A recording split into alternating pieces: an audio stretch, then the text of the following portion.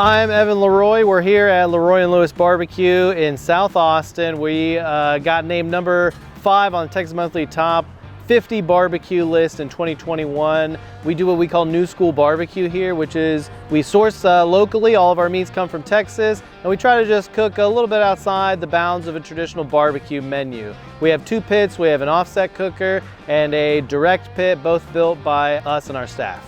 The reception to our different style of barbecue in Austin was initially, we got some pushback for not having brisket every day, but everybody really, really loves our beef cheeks now. It's kind of our signature cut. We prepare them just like a brisket. They're really tender, really smoky, really delicious, and they've got that kind of unctuousness that the beef cheeks traditionally have. They're really good.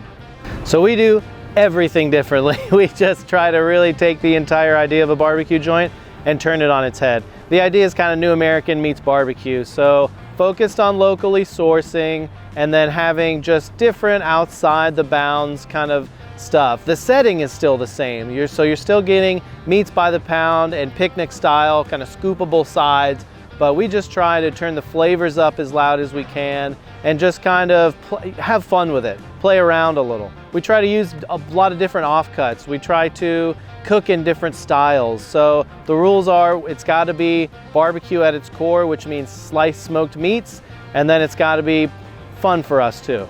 In my eyes, what makes great barbecue is attention to detail, really trying to pay attention to every single detail. That means in your meat selection, in your trimming, paying attention to your fire, making sure that your wood selection is really good, you're getting out of it what you need, and it's going to burn correctly, and then making sure you're resting and cutting right. Really, it's attention to detail. It's not just one thing. It's not like either the meat or however hot you run your pit. It's just like that focused, detailed energy at every single step along the way. What brings me to barbecue is it's a part of me. I grew up here in Austin. I've lived my entire life eating barbecue, so it's really about a lot more to me than just the food. It's a cultural touchstone for me. It's really important to put our stamp on barbecue. So the flavor of cooking over fire is unmatched. We have 2 different pits here, so we get 2 different types of smoke. You can smell it right now. You have the offset, which is the straight burning of the wood, and there's things that go on in combustion there, that you're releasing different chemicals, and that smells and tastes a different way and is perceived by us a different way. And then there's also the direct cooking method. So we harvest coals directly from our firebox, and we put them underneath whole hogs, ribs, chickens, all kinds of stuff like that. And then that juices and fat drips onto those coals, creates a completely different kind of smoke. It's like you're cooking on a grill. We also grill directly in our firebox. So we'll pull a bunch of coals right to the front of the firebox, throw a big griddle or a plancha down. That's how we finish our burgers. That's how we grill our cauliflower burn ends. So we're really manipulating the fire and using the wood and the energy that it produces when it burns in as many different ways as possible. Is barbecuing easy? No, it's not, no. What's the most challenging thing about barbecue? I would say the most challenging thing about barbecue is the inconsistencies that come along with it. Cooking source is inconsistent. The weather, the elements that you're cooking in are usually inconsistent. The meat that you get, you see briskets of all different sizes, so that's inconsistent. So trying to reconcile all these inconsistencies into a product that your patrons and your guests can come and buy in a consistent way, that is really where the difficulty is. So everything for us lives on the smoker, starts with the smoker, and the smoker is fueled by the wood. So the wood is extremely important with what we're dealing with. If you have wood that is not seasoned properly, that means it has too much moisture in it. Fire's not gonna burn properly. The smoke is gonna be heavier because there's gonna be more moisture and particulate in that smoke.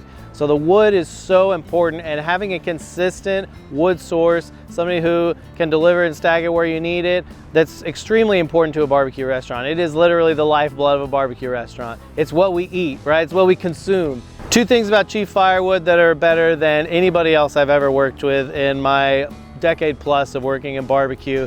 It is a personal relationship with them, direct messages, just like making sure that we have everything we need, very open lines of communication with supplier. That's extremely important. And the other one is a very consistent product. They are just consistent across the board, always giving us good stuff. They're just good at business and they're good at what they do.